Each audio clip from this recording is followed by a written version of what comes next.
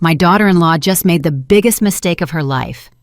An hour ago, I got a text that said, "I borrowed your old ring for the party, Grandma.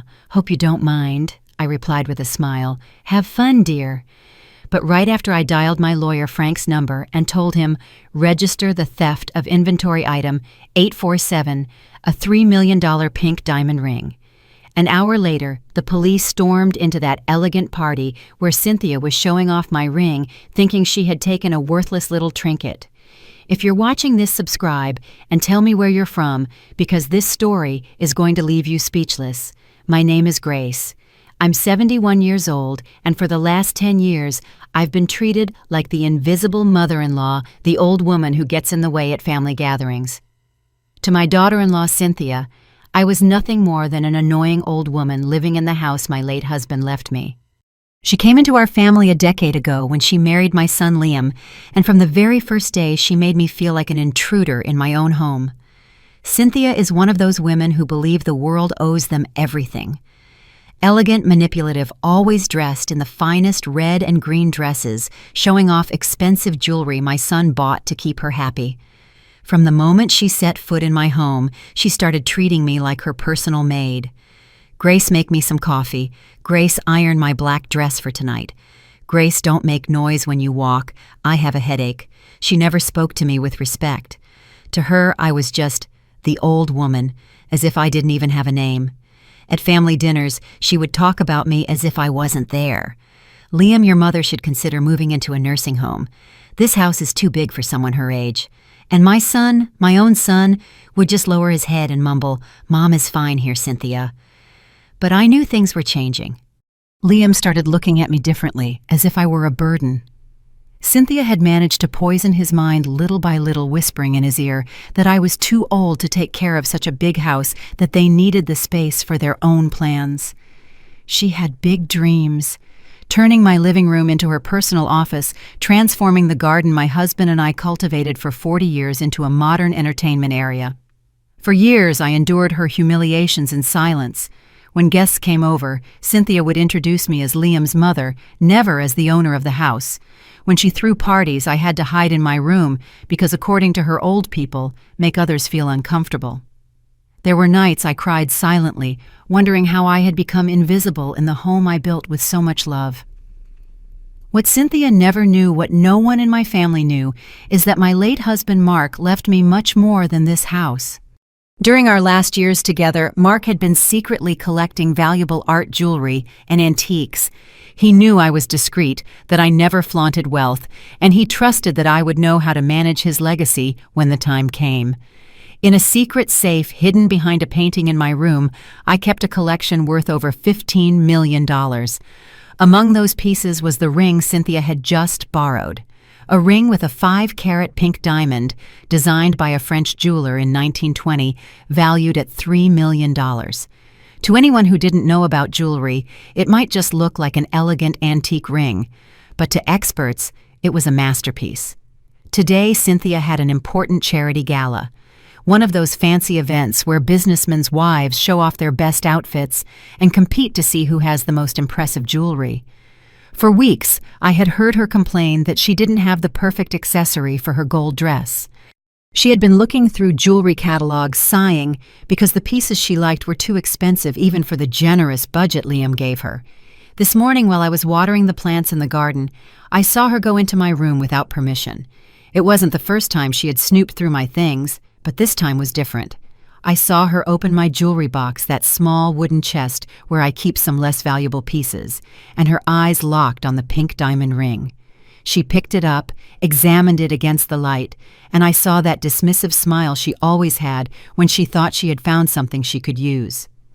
An hour later, I got that text.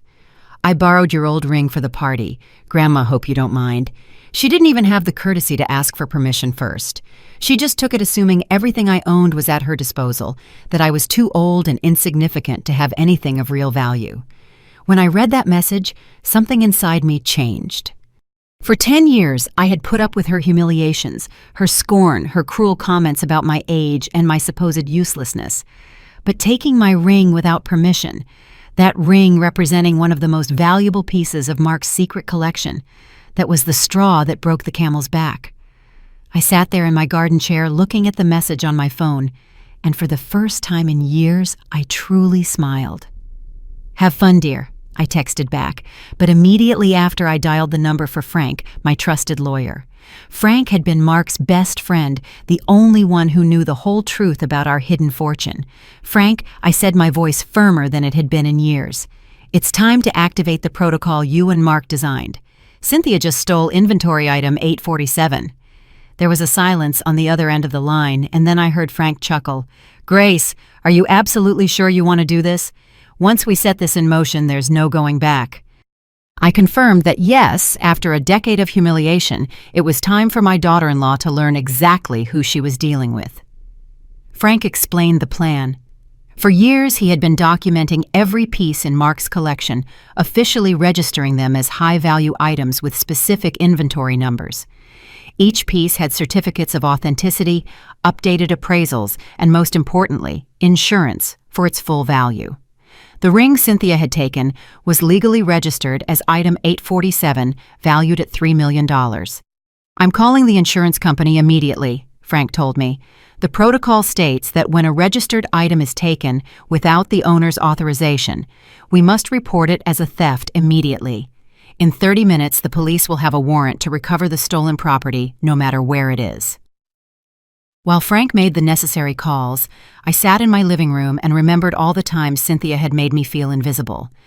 The time she hosted a dinner for Liam's business partners and told me to eat in the kitchen because there wasn't enough room at the dining table.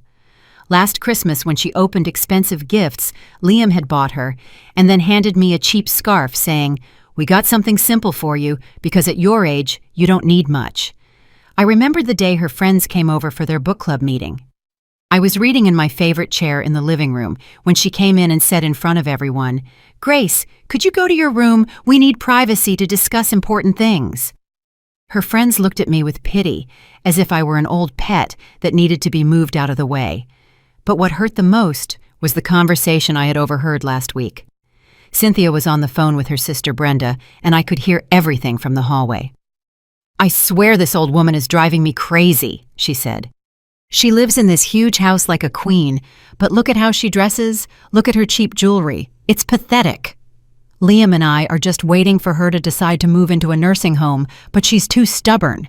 When she's finally gone, I'm going to renovate this whole house, starting by throwing out all her ugly antiques." That conversation was the moment I decided I couldn't stay silent anymore. Cynthia didn't just despise me, she despised everything Mark and I had built together. She had no idea that those ugly antiques she hated so much were worth more money than she could ever earn in several lifetimes. Frank called me back. "Everything is ready, Grace. The theft report has been officially filed. The ring is listed as stolen property, valued at $3 million. I gave the police the address of the hotel where the charity gala is being held.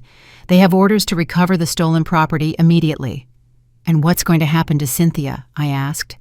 Frank sighed. "Grace, technically she has committed grand theft.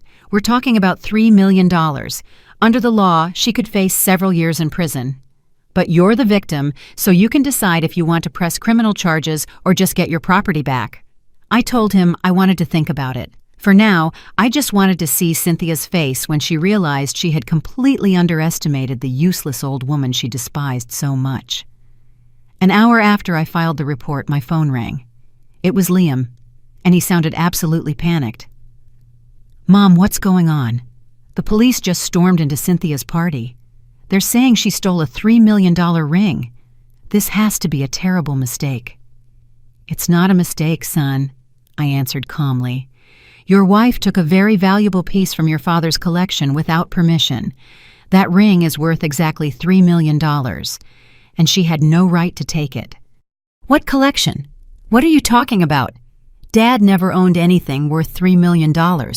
Mom, you have to call the police and tell them it was a misunderstanding. It was unbelievable. My own son didn't know the truth about the fortune his father had built. Mark had been very careful to keep his investments and collections a secret, even from Liam. He wanted to protect our family from the dangers that come with visible wealth. Kidnappers, scammers, distant relatives showing up asking for money. Liam, I said, there's a lot you don't know about your father and me. Your wife just made a very serious mistake and she's going to face the consequences alone.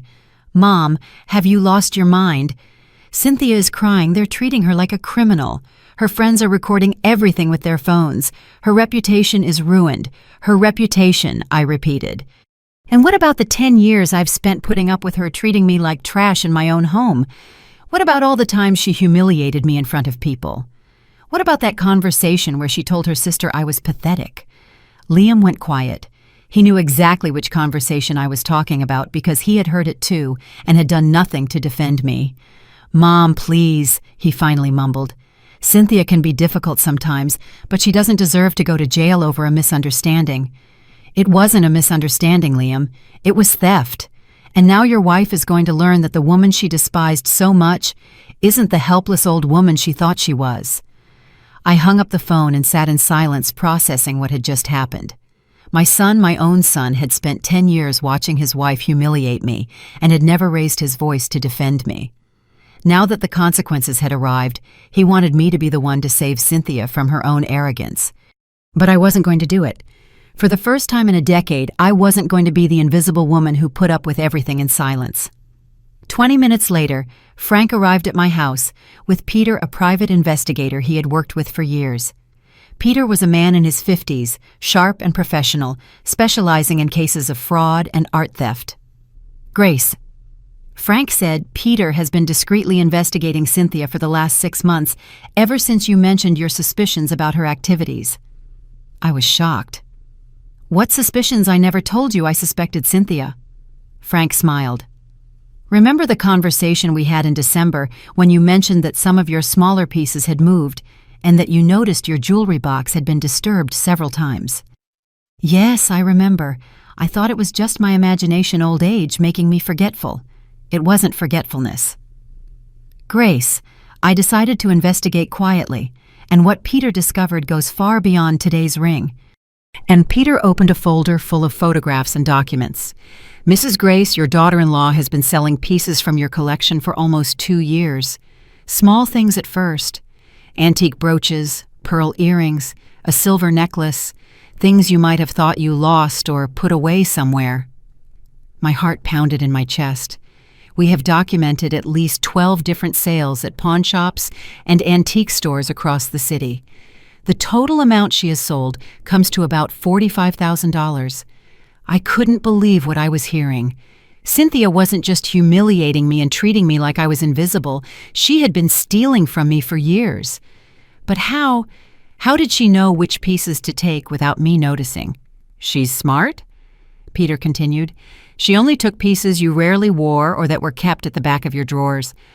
Apparently, she had been mentally cataloging all your jewelry for years, identifying which ones she could take without you noticing their absence immediately. We also have evidence that she's been taking pictures of all your valuable belongings, probably to assess what else she could sell in the future. Frank added, Peter has recordings of Cynthia at 3 different pawn shops where she clearly lies about where the jewelry came from. In one recording, she says they were heirlooms from her deceased grandmother.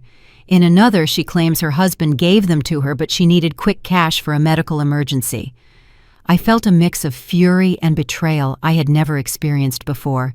For 2 years, while I was feeling guilty about losing my things while I thought my memory was failing, Cynthia had been systematically stealing from me and then lying to sell my belongings. Even worse, she had been planning to steal more extensively by secretly photographing my collection. There's more, Peter said, turning to the next page of the file. Her spending patterns don't match the official income she and your son have. In the last 2 years, Cynthia has bought over $30,000 worth of clothes paid for expensive spa treatments, lavish vacations, and has been frequenting high-end restaurants. When we match these expenses with the money we know she got from selling your jewelry, the numbers line up perfectly. So the money Cynthia had used to buy all those fancy red and green dresses, those designer handbags she used to look down on me with, those expensive shoes she used to trample my self-esteem, it had all come from selling my things. She had been financing her luxurious lifestyle by stealing from me, the useless old woman she despised. But wait, I said.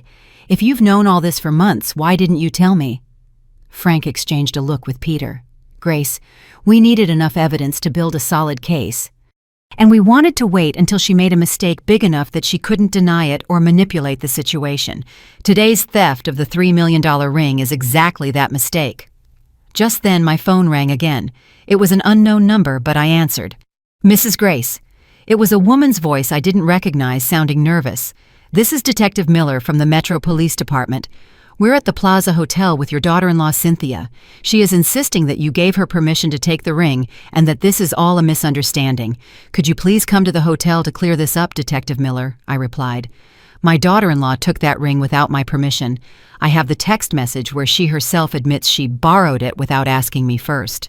Furthermore, that ring is valued at $3 million and is part of a legally registered collection. I understand, ma'am. But your daughter-in-law is very upset, and your son is also here insisting there must be some mistake. He says you've never owned such valuable jewelry and that there's probably an error in the appraisal. I laughed a laugh that surprised even Frank and Peter. Detective, my son is saying I couldn't possibly own valuable jewelry because I'm either too poor or too dumb to own something like that. There was an awkward silence on the other end. Well, ma'am, he mentioned you live on a modest pension and have never shown signs of having that kind of wealth. Detective Miller. I'll be there in an hour, and I'm bringing my lawyer and all the documents that prove not only that the ring is mine, but also that my daughter-in-law has been stealing from me for years. I expect that when I arrive, she will be in police custody, as is appropriate for a thief who has stolen property valued at over $3 million. After I hung up, I looked at Frank and Peter. Gentlemen, it's time for Cynthia and my son to learn exactly who they've been dealing with all these years. Frank smiled. Grace, there's something else you should know before we go to the hotel. Peter discovered that Cynthia has been talking to an art appraiser named Michael, showing him photographs of several pieces from your collection.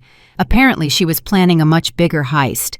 According to our recording, she believed she could sell several of your paintings and sculptures for at least $200,000. Peter added, Mrs. Grace, your daughter-in-law doesn't just see you as a useless old woman. She sees you as a source of income she can exploit without consequences. In her own words recorded during a phone call with that appraiser, she said, the old woman doesn't even know what she has. I could steal half her stuff and she'd never notice. She's too senile to keep an inventory of her belongings. Those words were like a slap in the face. Cynthia hadn't just been stealing from me, she'd been laughing at me, thinking I was too stupid and useless to realize her crimes. She had been planning to rob me on a massive scale, taking advantage of what she perceived as my senility. Frank, I said, standing up from my chair with a determination I hadn't felt in years, I want you to press every possible charge against Cynthia, not just for today's ring, but for all the thefts over the past 2 years.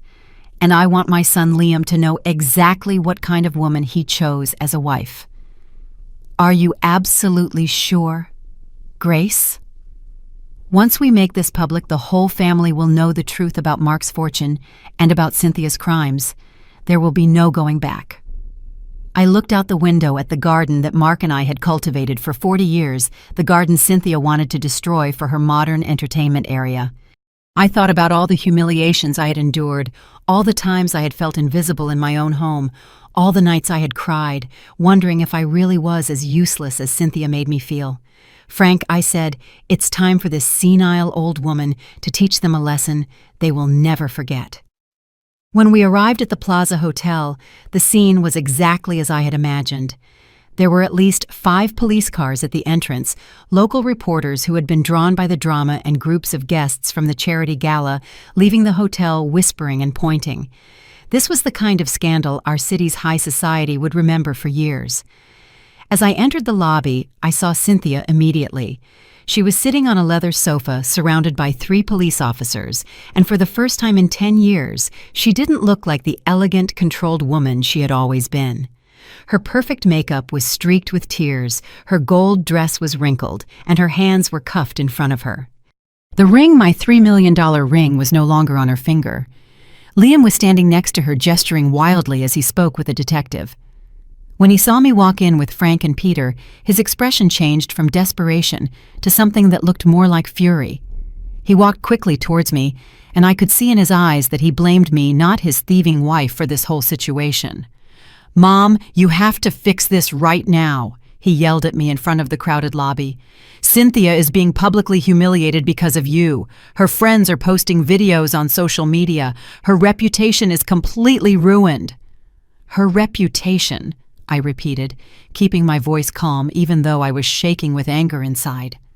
"Liam, your wife stole a $3 million ring from me. We're not talking about a misunderstanding over a trinket. We're talking about a serious crime." "But Mom, you never told us you had anything so valuable. If we had known, this never would have happened." "Cynthia thought it was just a worthless old ring." Frank stepped forward and handed Liam a thick folder. "Mr. Liam, here are all the documents proving the ring's value along with the certificates of authenticity and insurance policies. Your wife didn't steal a worthless old ring. She stole a historic piece of jewelry valued at $3 million. Liam opened the folder and began to look through the documents. I could see his expression gradually change from disbelief to complete shock. This can't be real. Dad really had these things. Why did you never tell us?" "Because your father knew it was better to keep our wealth private," I explained. "And seeing as how your wife has been stealing from me for 2 years, it seems he was right." "Stealing from you for 2 years? What are you talking about?" Peter stepped forward and showed Liam the complete file on Cynthia. The pictures of her at the pawn shops, the recordings of her lying about where the jewelry came from, the sales receipts, it was all there. "Your wife, Mr. Liam, has been systematically selling your mother's belongings for the last 2 years. We've documented thefts totaling $45,000. Liam was speechless as he reviewed the evidence. I could see his world crumbling before his eyes.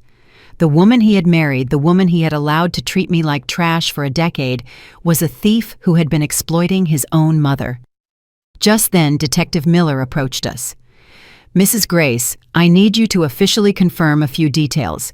Did you give your daughter-in-law permission to take the ring in question?" "Absolutely not," I answered firmly. "I have the text message right here where she herself admits she borrowed it without asking my permission. In my world, taking something without permission is called stealing." "And can you confirm that the ring legally belongs to you?" Frank intervened. "Detective, here are all the legal documents. The ring was purchased by Mrs. Grace's late husband in 1975. It's registered in his will, it's insured for its full value, and it's part of the official inventory of the inheritance Mrs. Grace received." The detective reviewed the documents and nodded. "Everything seems to be in order. Mrs. Grace, do you wish to press criminal charges against your daughter-in-law?" Before I could answer, Cynthia shouted from her seat. "Grace, please. It was just a misunderstanding. You know I would never intentionally hurt you. I've always treated you with respect." I turned to her slowly. For the first time in 10 years, Cynthia was speaking to me with desperation instead of contempt. For the first time, she needed me instead of treating me like I was invisible. "Respect?" I asked, walking towards where she was sitting. "You call 10 years of humiliation respect. Respect is telling me to eat in the kitchen when guests came over. Respect is stealing from me for 2 years and then calling me senile." Her eyes filled with panic. "Stealing? I never stole anything from you. This is the first time I've taken anything of yours." Peter stepped forward and showed her the pictures of her at the pawn shops. "Mrs. Cynthia, we have photographic and video evidence of you selling your mother-in-law's belongings on at least 12 different occasions over the past 2 years." Cynthia's face went completely pale. She looked at the photos, then at me, then at Liam, desperately searching for an explanation that could save her.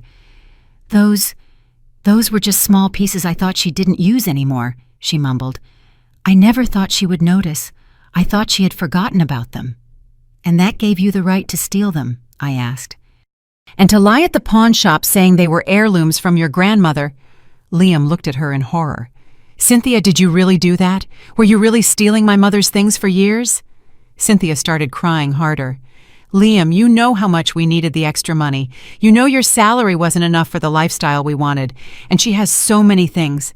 I thought she would never notice a few small pieces were missing." "But they weren't yours to take," Liam yelled.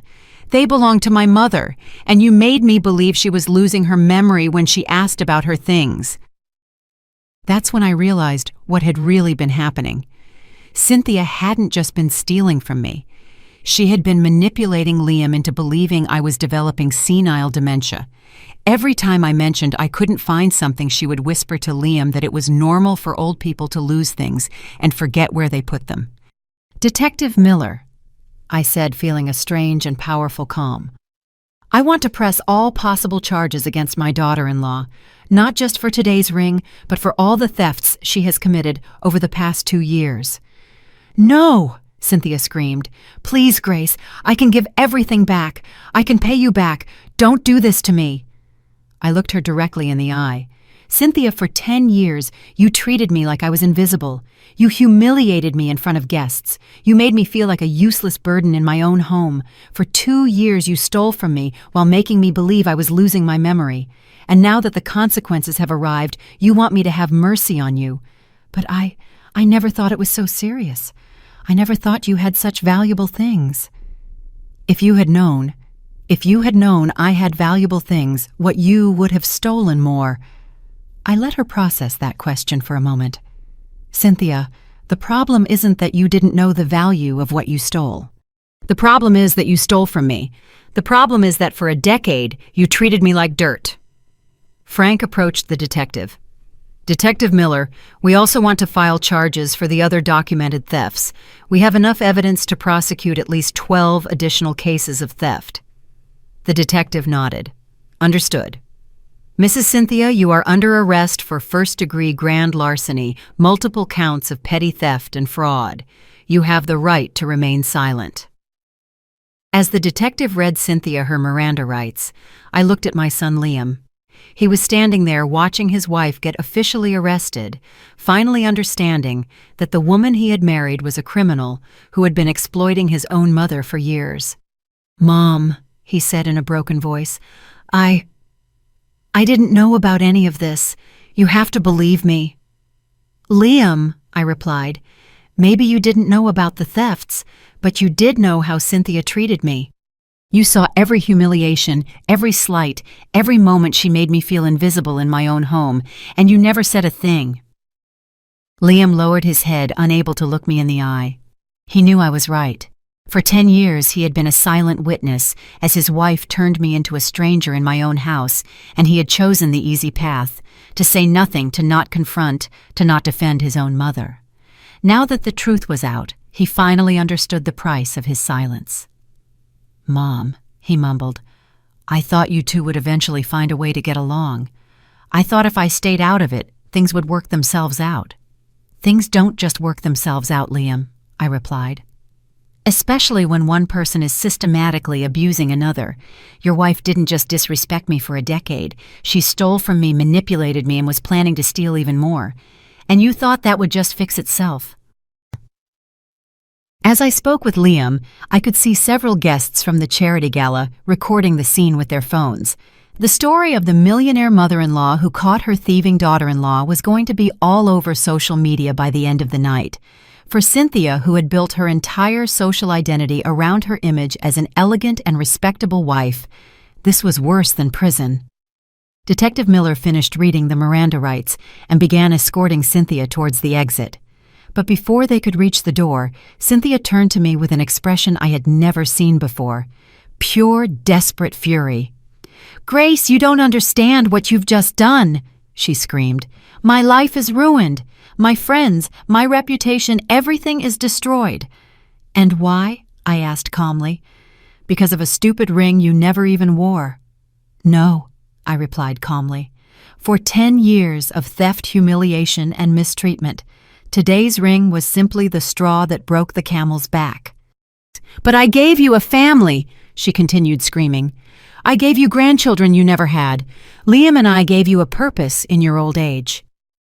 That was the most ridiculous claim I had heard in years. "Cynthia, you didn't give me a family. You turned my family into strangers who treated me like a burden. And as for grandchildren, you two decided not to have children. Remember, you said kids would ruin your figure and interfere with your career." Liam looked more and more uncomfortable with every word that came out of his wife's mouth. I think he was finally seeing Cynthia for who she really was. Manipulative, selfish, and completely willing to lie when the consequences of her actions finally caught up to her. "Grace!" Cynthia yelled as the detective tried to make her walk. "If you go through with this, you'll lose your son forever. Liam will never forgive you for destroying his marriage." I looked at Liam. He was standing there watching his wife make threats as she was being arrested for stealing from his own mother.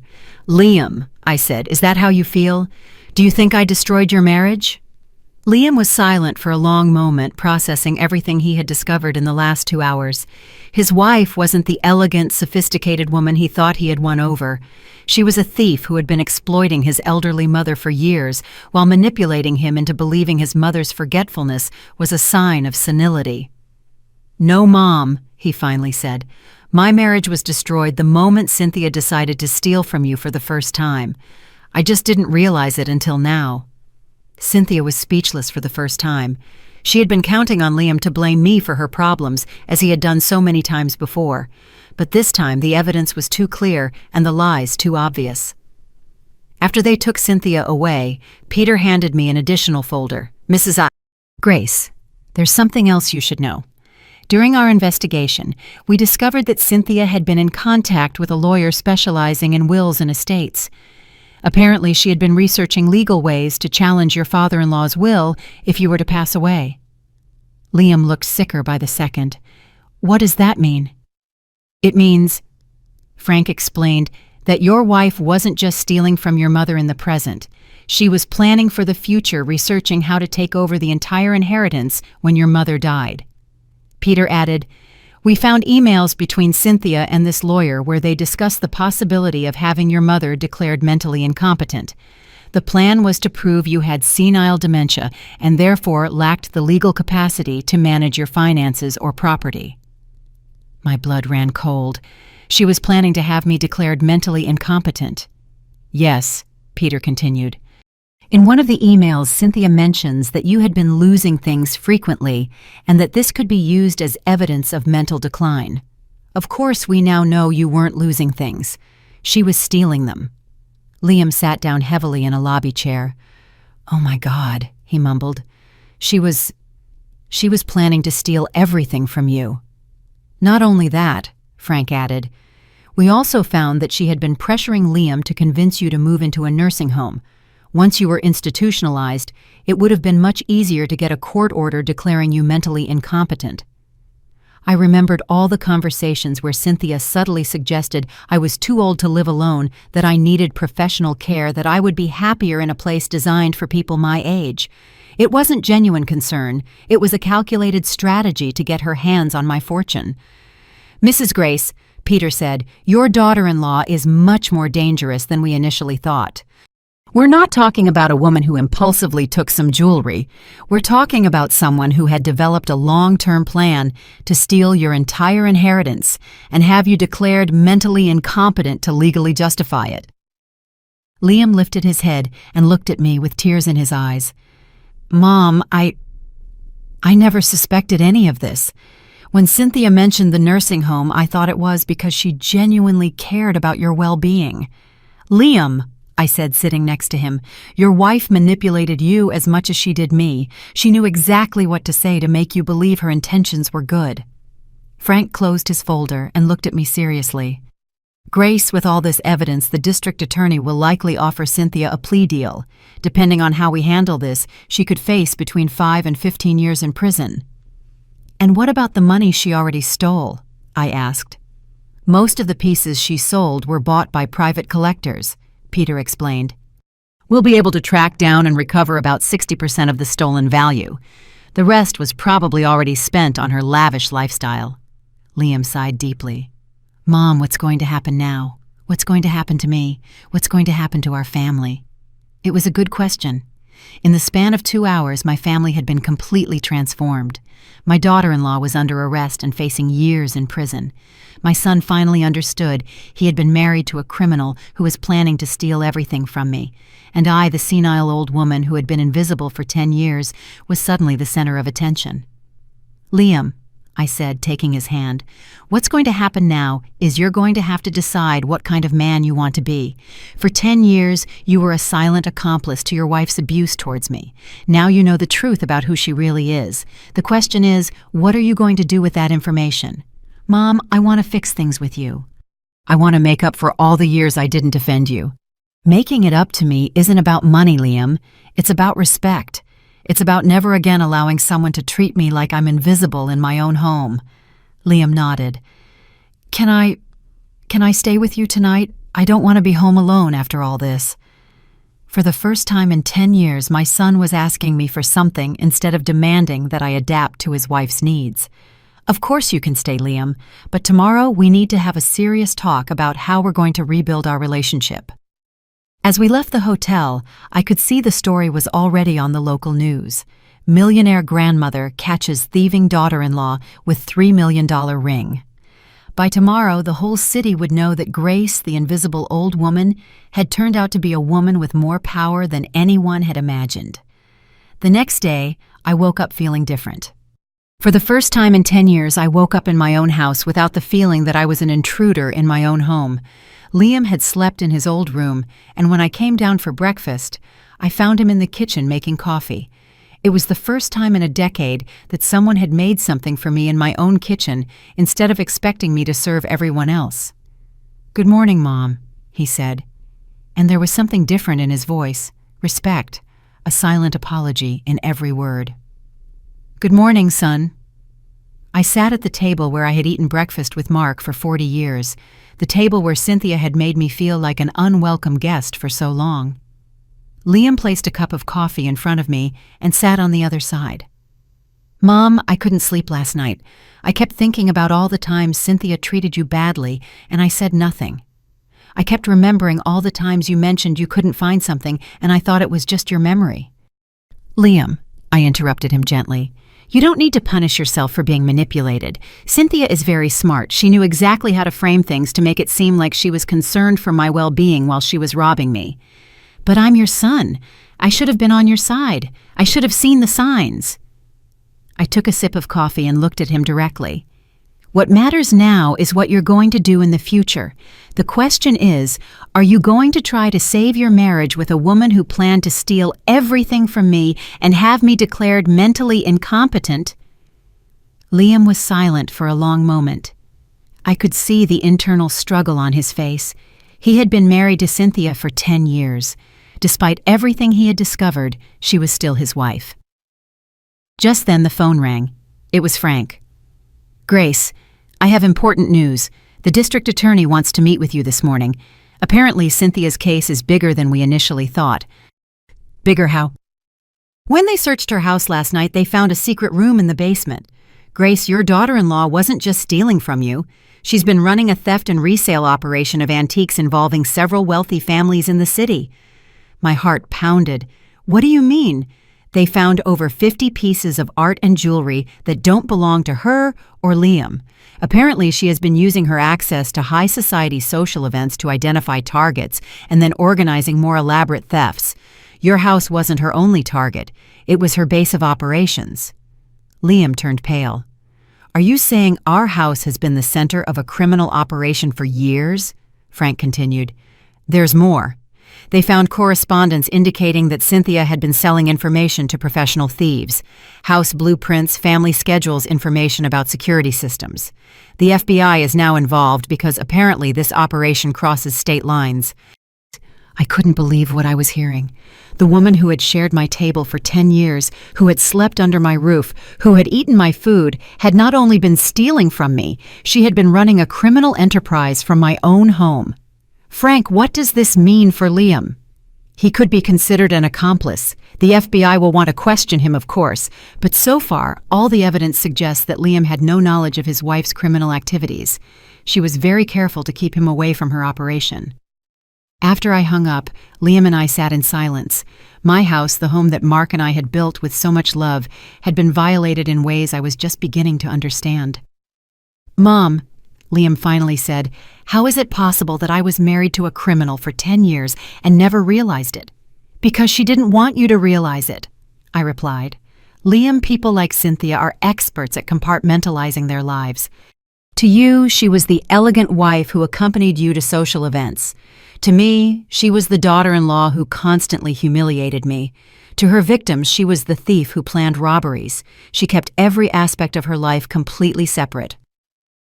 An hour later, Frank arrived with 2 FBI agents.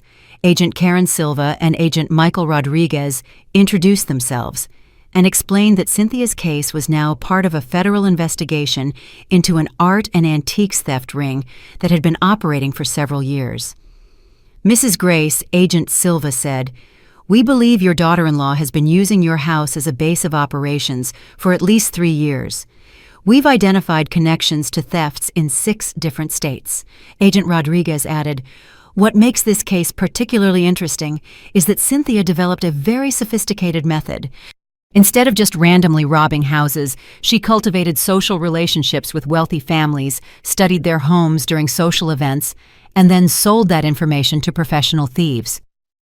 "But how did she manage to keep all this a secret?" Liam asked. "Your wife is extremely intelligent," Agent Silva explained.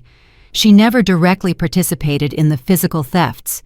Her role was that of an information gatherer and facilitator. She would attend charity events, elegant dinners, art openings, and memorize details about other families' homes and possessions." Agent Rodriguez showed a folder full of photographs. "We found hundreds of photos she had secretly taken during social events. Photos of paintings, sculptures, jewelry other women were wearing, even photos of security systems and house layouts." I looked at the photos and recognized many of the houses. They were the homes of families I knew, women I had interacted with at charity events for years. "Agent Silva," I asked, "does this mean other families were also victimized by Cynthia?" "At least 12 families that we've identified so far. The total value of the thefts we've connected to her operation exceeds $2 million. Liam looked completely devastated. "Agent Rodriguez, what's going to happen to me? Are they going to think I was part of this?" "Mr. Liam, we've reviewed your financial records, your communications, your activity patterns.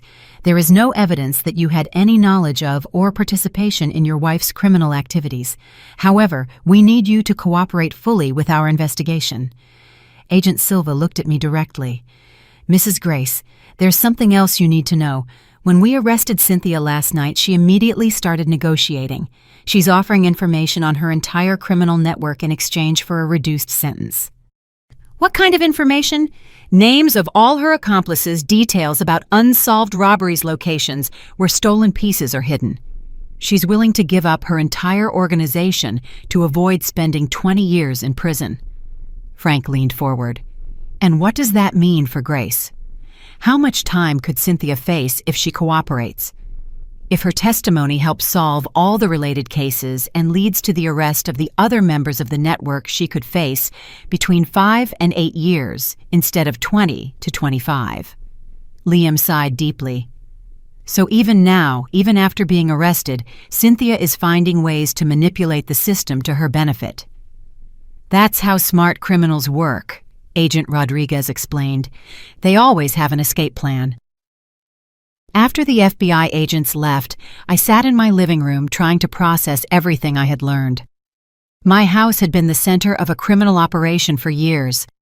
The woman who had made me feel invisible had been using my home to plan crimes against other families like mine.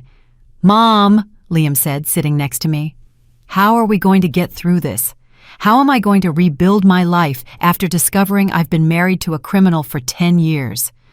I looked at my son, this 40-year-old man who suddenly looked like a lost child. "Liam, what you're going to do is the same thing I'm going to do. You're going to decide that you will not let Cynthia define the rest of your life. She lied to you, she stole from me, and she used our family for her own criminal purposes. But now that we know the truth, we have the power to decide what to do with that information." "And what do you want to do, Mom?" I smiled, feeling a strength I hadn't experienced in years. "Son, I'm going to show the world exactly who Grace really is. And I'm going to make sure no other family has to go through what we went through." The next few days were a whirlwind of activity that completely transformed my life. Frank had arranged a press conference where I would appear as the main victim of Cynthia's criminal scheme, but also as the woman who had managed to unmask the entire operation. For the first time in 10 years, I was going to be the center of attention for the right reasons. The morning of the press conference, I woke up early and put on my best emerald green dress, the one I had bought for my wedding anniversary with Mark, but had never worn because Cynthia always had sarcastic comments about my outdated clothes. I put on the remaining jewelry from my collection, the pieces Cynthia hadn't managed to steal, and for the first time in a decade, I felt like the elegant, powerful woman I truly was. Liam helped me get to the building where the conference was being held. "Mom," he said as we walked in, "I'm proud of you. I know these past few days have been terrible, but the way you've handled everything, Dad would be proud too."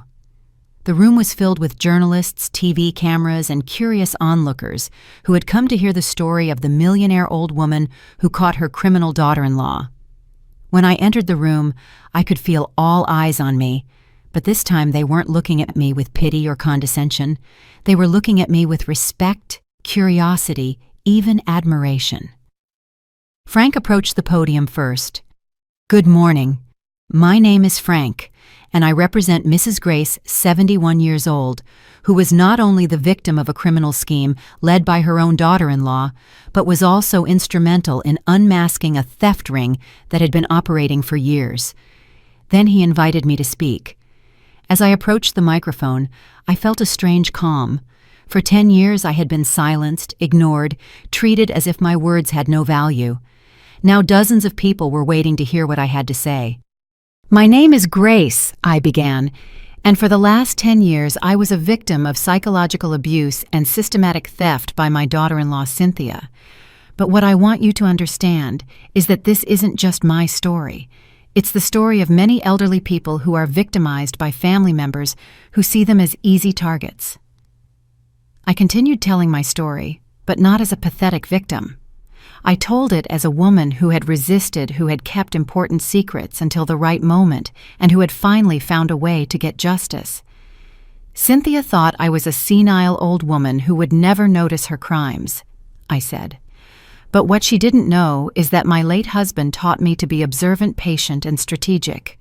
When I suspected something was wrong, I didn't confront her directly.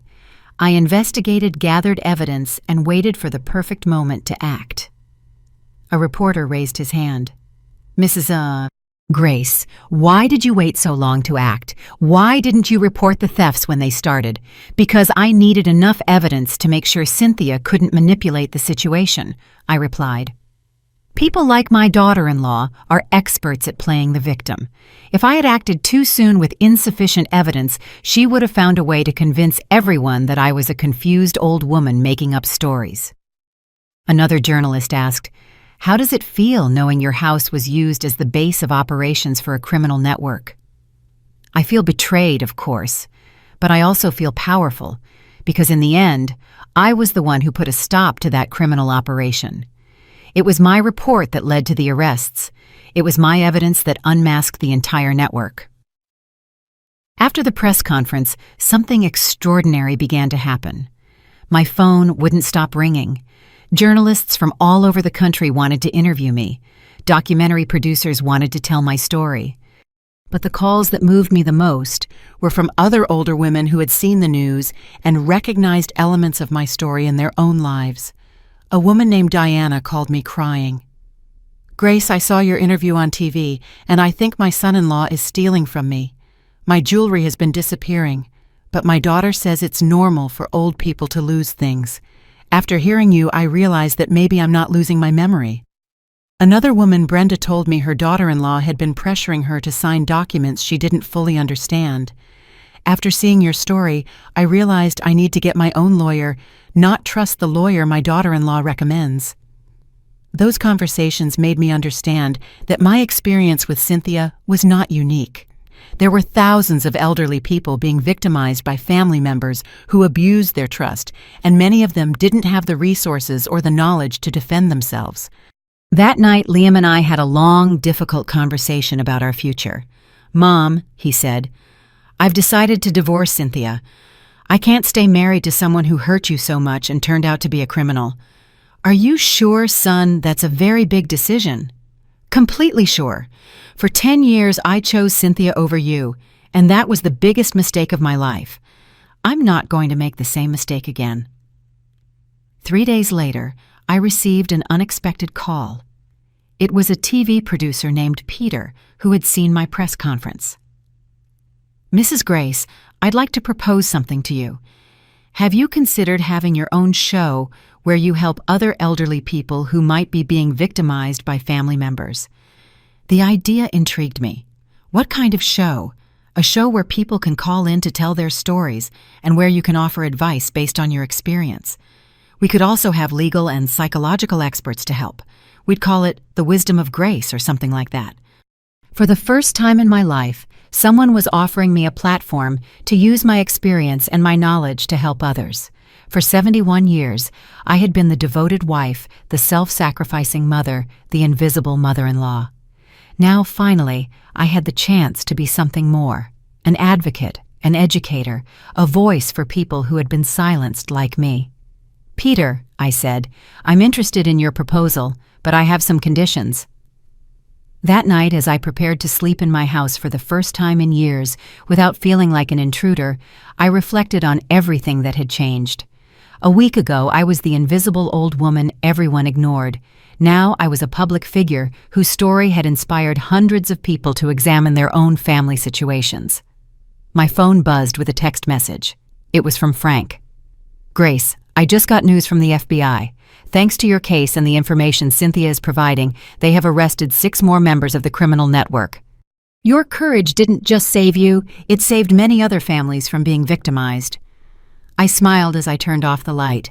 Cynthia had spent 10 years trying to make me invisible, to convince me I had no value, that I was too old and useless to matter. But in the end, it was my strength, my patience, and my intelligence that had put an end to her reign of terror. The useless old woman had turned out to be far more powerful than anyone had ever imagined. 2 weeks after the press conference, my life had taken a turn I could have never imagined. The TV show, The Wisdom of Grace, had become a national phenomenon. Every day we received hundreds of calls from elderly people who had finally found the courage to tell their stories of family abuse and theft. Frank had officially established the Grace Foundation for the Protection of the Elderly with an initial donation of $2 million from my secret inheritance. It was ironic. The money Cynthia had been planning to steal from me was now being used to protect other people from criminals like her. But the real satisfaction came when Peter, my private investigator, called me with extraordinary news. Grace Cynthia's testimony has been even more valuable than we expected. The FBI has managed to arrest the entire criminal network, 15 people in total, including the professional thieves, the corrupt appraisers who falsified valuations, and the art dealers who bought the stolen pieces. "And what's going to happen to Cynthia?" I asked. Here comes the interesting part. Despite her cooperation, the judge decided her crimes were too extensive for a reduced sentence. She's going to serve 12 years in federal prison, and when she gets out, she'll have to pay full restitution to all the victims. 12 years. Cynthia, who had spent a decade making me feel invisible, would now be the one to disappear for more than a decade. But the story didn't end there. That same afternoon, I received a call that completely surprised me. "Grace, it's Cynthia." My heart skipped a beat. "How are you calling from prison?" "They let me make one call. Grace, I need to talk to you. It's important." For 10 years, I had avoided direct confrontations with Cynthia, but now with the whole truth out and her in prison, I finally had the courage to hear what she had to say. "Speak, Cynthia." There was a long silence, and then I heard something I had never heard before. Cynthia crying. Not the manipulative tears she had used when she was arrested, but a genuine, desperate cry. "Grace, I need you to know something. When I started stealing from you, I really thought your things were worthless. But later, when I realized they were worth money, I couldn't stop. It was like an addiction. And that's supposed to justify 10 years of humiliation and theft. No, it doesn't justify it. But I need you to understand that I never planned for it to go this far. At first, I just took a small brooch because we needed money for a vacation Liam wanted. When I sold it and no one noticed, I took something else. And then another. I listened in silence as Cynthia continued her confession. Grace, the truth is, I was always jealous of you. You had this beautiful house, you had Mark's respect, you had a life I wanted. And when I came into this family, I expected to be treated like a queen. But you were still the matriarch. I was just the son's wife. So you decided to make me the enemy? Yes, that's exactly what I did. And the more I humiliated you, the more powerful I felt. It was as if by making you small, I became bigger. It was the first time in 10 years that Cynthia had spoken to me with complete honesty. Cynthia, do you know what hurts me the most about all of this? I asked. That for 10 years I really tried to connect with you. I tried to include you in family traditions, to teach you Mark's recipes, to share the memories of this house with you, and you took all of that and used it to hurt me. I know, she mumbled. I know, and that's what hurts me the most now. Grace, in prison, I've had time to think, and I realize I destroyed the only real family I ever had. My own parents abandoned me when I was a teenager. Your family was the only one that gave me a chance to belong to something. And you wasted it. I destroyed it. And not only that, I destroyed Liam too. He called me yesterday to tell me he had filed for divorce. He said he can't stay married to someone who hurt his mother so much. It was true. Liam had been completely transparent with me about his plans to divorce Cynthia. I can't keep pretending my marriage can be saved after everything she did, he had told me. Cynthia, I said, why are you telling me all this? What do you want me to do with this information? I don't want you to do anything. I just wanted you to know that I realize what I lost. I didn't just lose my freedom. I didn't just lose my marriage. I lost the chance to have a real family, to have a mother-in-law who actually cared about me. I did care about you, Cynthia. For years, I really tried to understand why you hated me so much. I didn't hate you. I envied you. And that envy turned me into a monster. I hung up the phone, feeling a strange mix of emotions. I had waited 10 years to hear Cynthia admit the truth about her behavior, but now that she finally had, I didn't feel victorious. I felt sad for all the lost time, for all the wasted opportunities to have a united family. That night, Liam came to have dinner with me. It was something we had started doing regularly since Cynthia's arrest. As we ate, I told him about the phone call. Do you think Cynthia was being sincere? He asked. I think she's finally facing the reality of her actions, I replied. But Liam, what matters now isn't whether Cynthia finally understands what she did wrong. What matters is that we learn from this experience. What do you mean? I mean that for 10 years, our family allowed a toxic person to control the entire family dynamic. I will never again let someone make me feel invisible in my own home. And I hope you never again let someone mistreat the people you love. Liam nodded solemnly. Mom, I've learned the hardest lesson of my life. I will never again choose superficial peace over defending what is right. The next day, I received even better news. The Grace Foundation had received an anonymous $5 million donation from a wealthy family that had been saved from being victimized thanks to the information we had shared on our show. Frank explained. Grace, the Martinez family saw your show last week. Mrs. Martinez realized her granddaughter had been exhibiting the exact same patterns of behavior as Cynthia, pressuring her to sign documents, suggesting she move into a nursing home, borrowing small pieces of jewelry. Thanks to your story, she hired a private investigator and discovered her granddaughter had been planning a scheme similar to Cynthia's. And they managed to stop her in time. Completely. The granddaughter has been arrested, and Mrs. Martinez recovered everything that had been stolen.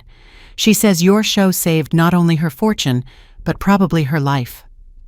It was incredible to think that my story, my pain, had been transformed into something that could protect other families. Cynthia had spent 10 years trying to steal my worth and my dignity, but in the end, it was that very experience that had given me a purpose greater than I had ever imagined. That night, as I got ready for bed, I reflected on the extraordinary journey my life had taken. A month ago, I was an invisible old woman who felt useless in her own home. Now I was a national advocate for the rights of the elderly with a successful TV show and a foundation that was saving families. Cynthia had tried to destroy me, but instead she had awakened a strength I didn't even know I had. The sweetest revenge wasn't seeing her go to prison. The sweetest revenge was discovering exactly who I was when I finally had the courage to stand up for myself. A year after Cynthia's arrest, my life had transformed in ways I could have never imagined. The Wisdom of Grace had become the most watched TV show in its time slot, broadcast in 32 different countries. The Grace Foundation had helped over 1,000 families identify and stop schemes of financial abuse against the elderly. But the most important transformation wasn't public, it was personal. This morning, as I was watering the flowers in the garden Mark and I had planted 40 years ago, I received a completely unexpected visit.